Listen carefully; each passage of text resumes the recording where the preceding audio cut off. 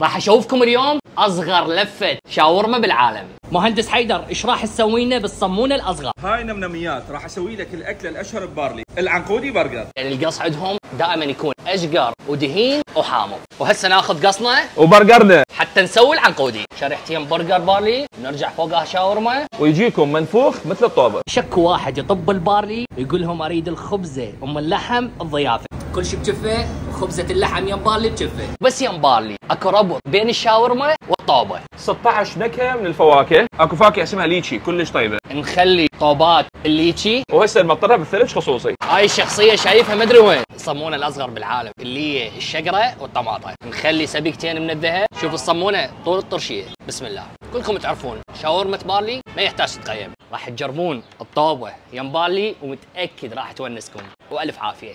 اليوم كنا بالكراد شارع 42 يم مطعم بارلي.